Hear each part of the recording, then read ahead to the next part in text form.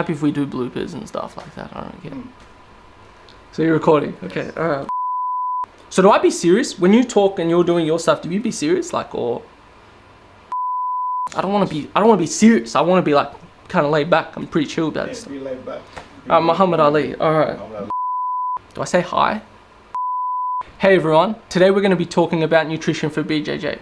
I want to preface this video by saying the topics discussed are going to be purely for educational purposes only. For those who don't know me, I'm Adam Kochak, and I'm on the brink of finishing my master's degree in nutrition and dietetics on the back of completing a bachelor's in exercise science and human nutrition. I have been training jiu-jitsu for about 4 to 5 years now. I'm not sure what has led me to talk about this topic, but I thought it'd be a good time considering we're in lockdown. So nutrition is becoming an increasingly important factor for sports performance and is becoming an important ingredient for things like combat sports performance. Now, I do suspect most individuals involved in this sport do have an understanding of this. However, I suspect also a large majority of those individuals have either been misguided or lack the tools or information to be able to apply that knowledge. So nutrition science is a new and emerging topic. So it is extremely complex and intricate. However, at the same time, following good nutrition can be achieved by following common sense. In today's video, I'm going to go through what you would consider the bread and butter of what we need to know to set up some parameters for healthy eating in general and BJJ. Firstly, I want to preface this video by saying that there is no perfect diet. Common questions I get asked is, what diet do you follow? What diet should I go on? What do you think about X, Y, or Z? Or I heard Joe Rogan and such talk about this topic. It never ends. Everyone wants to know what the secret sauce is. The secret is there is no secret. So most definitely, there are various dietary approaches that will yield really good results. However, they most likely abide by certain principles. For instance, if I was to prescribe 100 grams of protein per day for an individual who wanted to gain muscle, they most likely could get away with eating 95 grams per day. And eating 105 or 110 grams per day wouldn't hurt either. However, it would be extremely unlikely that they would be able to promote muscle growth if they were eating 50 grams per day. In that same token, they probably wouldn't build any additional muscle mass if they were eating 150 grams per day. This is probably a good time to highlight that nutritional requirements are never stationary and they're constantly in flux. And we know that the nutritional requirements for an individual will change with things like age, gender, and in this case, training activity. Now, there will be numerous ways to develop a diet to suit your requirements. Many individuals, like myself, are interested in numbers and characterize their diet regime by adhering to a particular set of numbers. Others may opt to align their thinking to more conventional ways, such as characterizing their diet regime according to food groups, similar to that of the Australian Dietary Guideline. Now, whilst the guidelines aren't perfect, they do highlight some really good points, such as increasing the amount of whole foods you consume and limiting the amount of confectionery items. Second, food groups are a really easy way for people to know what collection of food items contain similar nutrients.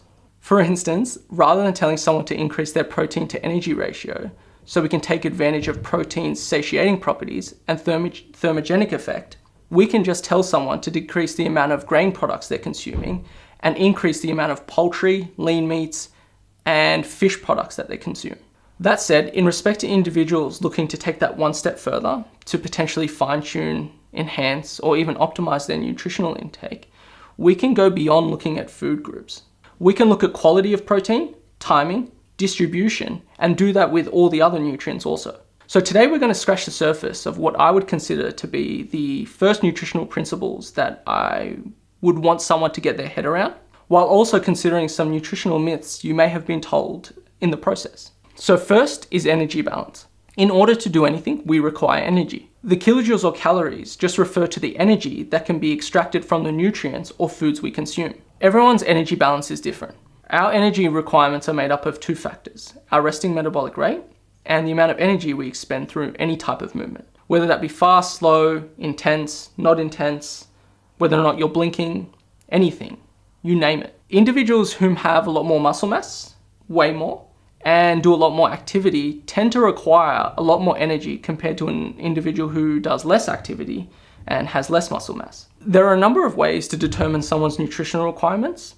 Just bear in mind that they're not 100% accurate. Some commonly used methods are the Harrison-Benedict equation, Schofield equation, and the Catch-McArdle formula. So for today, we'll use the Schofield equation and myself as an example. So the equation is 15.057 times your weight, and in my case 80 kilograms, plus 692.2 times an activity factor. For me, I'll choose the activity factor of 1.7, which is light to moderate. So this equals to 3,223 calories per day. For me, this would be a typical amount of food I'd consume on a heavy training day. Defining an activity factor can be difficult to determine and can change depending on training loads or volumes. That said, this is all estimates. The best way of determining your energy requirements is through monitoring and evaluating your weight.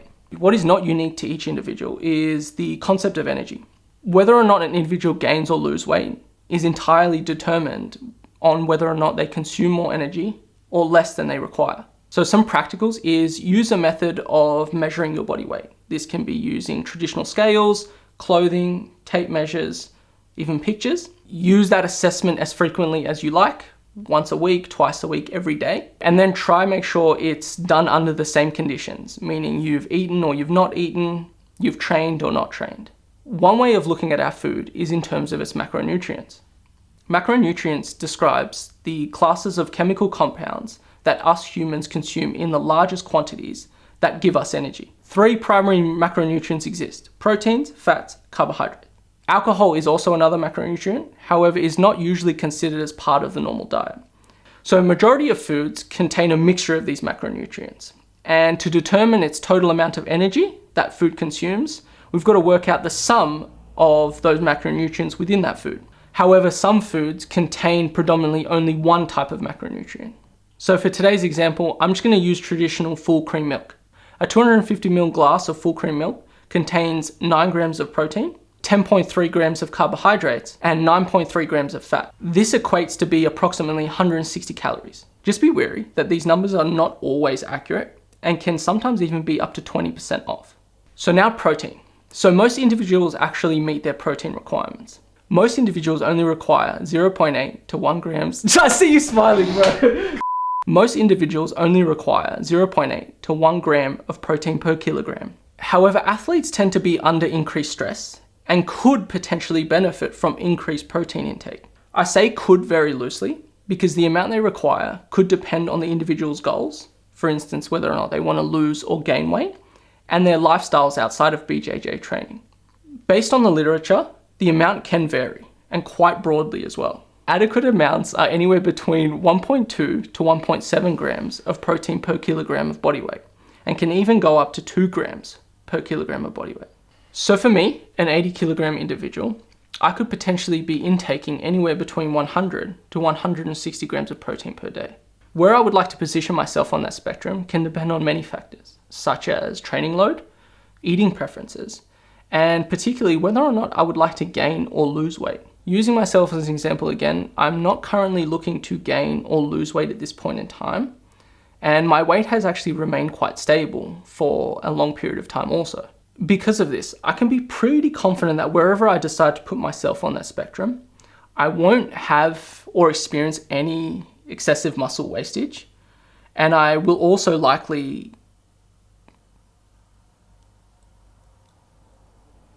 retain my muscle mass as well. So a word on timing. Yes, timing can have an effect on whether or not we're stimulating muscle protein synthesis more regularly. But what is of most importance is whether or not we're actually consuming the total amount we require per day. That said, if you are someone who trains multiple times a day, you probably would benefit from distributing your protein more frequently throughout the day. Fats. So compared to what you may have been told, fats play an integral role in our diet. They provide a lot of structural and metabolic roles. I would generally take a fats first approach where I allocate the protein requirements for an individual and then the fats prior to allocating the amount of carbohydrates. Generally, what is recommended is a minimum of 0.8 grams of fat per kilogram for an individual. The 0.8 grams of fats comes from some literature demonstrating that when fats get reduced a certain threshold, which is about 0.8 grams per kilogram of body weight, we start to suffer metabolically and potentially suffer from a decrease in androgen levels. When you take 20% of maintenance calories for an individual, that roughly equates to 0.8 grams per kilogram. 0.8 grams of fat for me equates to 64 grams per day. But remember, this is likely to be sitting on the lower end of the spectrum, and I actually typically eat closer to 100 grams of fat per day. I'll explain why in a moment. Last carbohydrate since home stretch, bro, okay? Tell me we're at 50 minutes? This one doesn't add.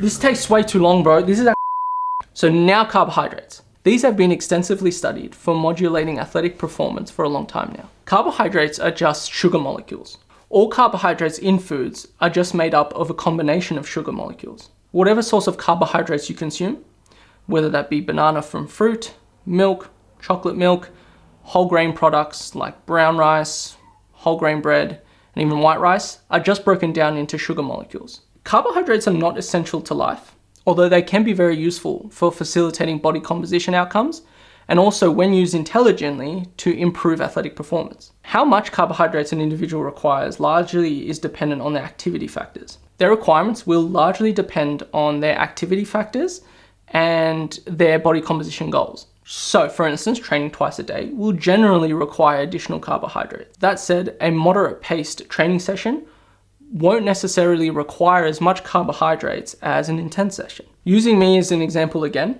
I am most likely to have moderate carbohydrate intake, which is somewhere between 5 to 7 grams of carbohydrates per kilogram of body weight. This equates to 400 to 560 grams of carbohydrates per day. Now I like using ranges because not every day is going to be an intense training session, and it also offers me some flexibility. So a note on low carbohydrate diets. I am aware that low carbohydrate protocols do exist, unless someone knows otherwise. From my understanding, there still requires additional research to prove whether or not following a low carbohydrate approach can yield improved performance. One of the biggest things that low carbohydrates have going for them is the fact that they can be a way to improve body composition and thereby improve athletic performance. Using them as a means for long-term weight maintenance is also being used. And for you nerds out there is some evidence that training in a low carbohydrate state can enhance skeletal muscle oxidative capacity and enhance mitochondrial biogenesis,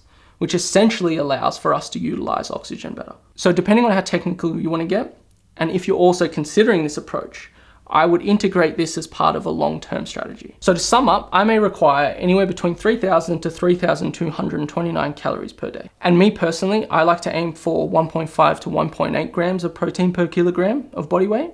This equates to 120 to 144 grams of protein per day. Now, I actually typically consume more than that, but using the numbers just mentioned before, this equates to 480 grams to 576 grams of protein per day. My fats can be anywhere between 64 to about 100 grams per day, which also equates to about 20 to 30% of my total intake. I actually like to put myself on the higher end, towards 100 grams per day. And as for carbohydrates, let's say I put myself at 5 grams of carbohydrates per kilogram per day. This puts me up to about 400 grams of carbohydrates per day. In total, that's around 3,040 calories. Now, by no means do I abide by these numbers every day. I actually prefer to consume higher amounts of fat and protein in place of carbohydrates. I am aware that there's going to be some individuals out there that will claim that those additional calories should be utilized for carbohydrates to improve performance, which is not wrong. However, I tend to gear myself towards a higher protein and fat intake for reasons such as it helps maintain my body weight without having to be so meticulous about tracking calories, and potentially for some other reasons we won't get into now. So some other questions I get asked about are supplements and nutrient timing, which can be important things to consider. I just think it's important to fill up the big rocks first, meaning there's a hierarchy to nutrition. I know I did not touch on too much about quality of nutrition, but that could be a conversation entirely on its own. That said, starting to become more aware of the amount of food you're consuming can start to teach us about nutrient quality and energy density anyway. Just a quick thing for anyone who has any insight into low carbohydrate diets and athletic performance, please let me know. I'd be interested to hear. So I hope you'll find the information in this video useful. If there's anything you'd like to know more about, please let me know. And that'll be all. We done? Yeah, we're done. All right.